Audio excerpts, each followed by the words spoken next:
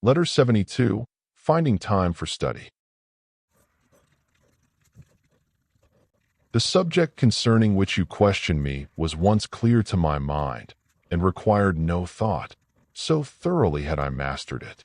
But I have not tested my memory of it for some time, and therefore it does not readily come back to me. I feel that I have suffered the fate of a book whose rolls have stuck together by disuse. My mind needs to be unrolled, and whatever has been stored away there ought to be examined from time to time, so that it may be ready for use when occasion demands. Let us therefore put this subject off for the present, for it demands much labor and much care. As soon as I can hope to stay for any length of time in the same place, I shall then take your question in hand. For there are certain subjects about which you can write even while traveling in a gig, and there are also subjects which need a study chair and quiet and seclusion.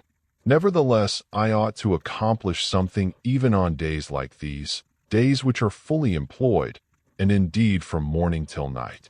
For there is never a moment when fresh employments will not come along. We sow them, and for this reason several spring up from one. Then, too, we keep adjourning our own cases, saying, as soon as I am done with this, I shall settle down to hard work, or, if I ever set this troublesome matter in order, I shall devote myself to study. But the study of philosophy is not to be postponed until you have leisure. Everything else is to be neglected in order that we may attend to philosophy, for no amount of time is long enough for it.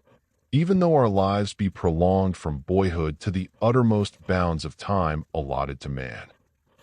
It makes little difference whether you leave philosophy out altogether or study it intermittently, for it does not stay as it was when you dropped it, but, because its continuity has been broken, it goes back to the position in which it was at the beginning, like things which fly apart when they are stretched taut. We must resist the affairs which occupy our time.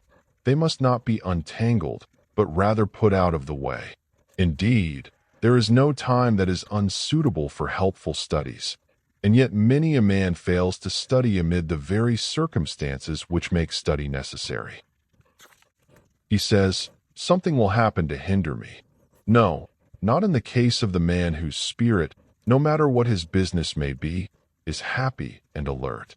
It is those who are still short of perfection whose happiness can be broken off. The joy of a wise man, on the other hand, is a woven fabric, rent by no chance happening and by no change of fortune. At all times and in all places he is at peace. For his joy depends on nothing external and looks for no boon from man or fortune. His happiness is something within himself. It would depart from his soul if it entered in from the outside. It is born there. Sometimes an external happening reminds him of his mortality, but it is a light blow and merely grazes the surface of his skin. Some trouble, I repeat, may touch him like a breath of wind, but that supreme good of his is unshaken. This is what I mean. There are external disadvantages, like pimples and boils that break out upon a body which is normally strong and sound, but there is no deep-seated malady. The difference, I say, between a man of perfect wisdom and another who is progressing in wisdom is the same as the difference between a healthy man and one who is convalescing from a severe and lingering illness, for whom health means only a lighter attack of his disease. If the latter does not take heed, there is an immediate relapse and a return to the same old trouble, but the wise man cannot slip back or slip into any more illness at all. For health of body is a temporary matter which the physician cannot guarantee, even though he has restored it. Nay, he is often roused from his bed to visit the same patient who summoned him before. The mind, however, once healed, is healed for good and all. I shall tell you what I mean by health.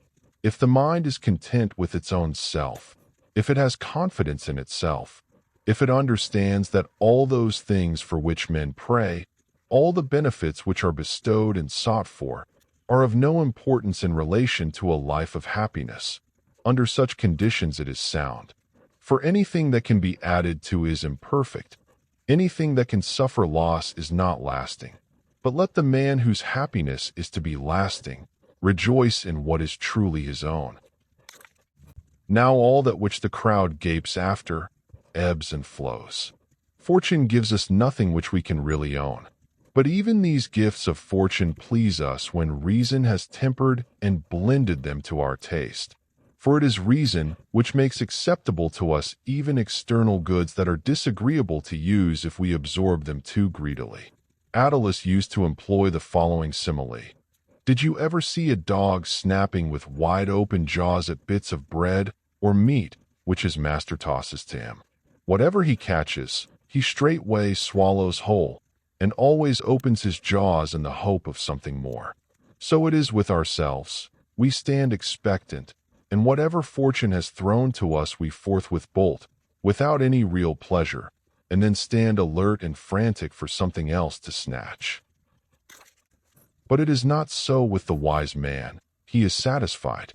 Even if something falls to him, he merely accepts it carelessly and lays it aside. The happiness that he enjoys is supremely great, is lasting, is his own.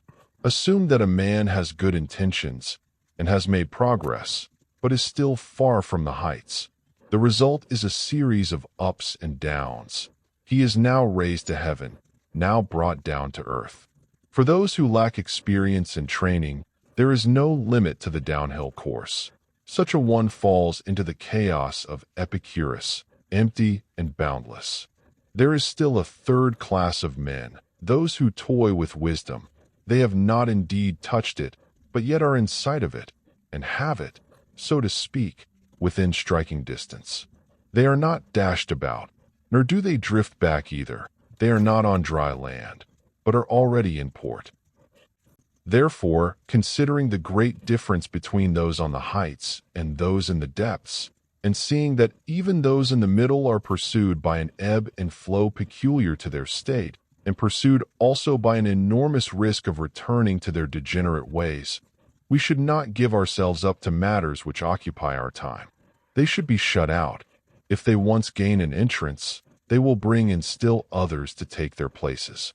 Let us resist them in their early stages. It is better that they shall never begin than that they shall be made to cease.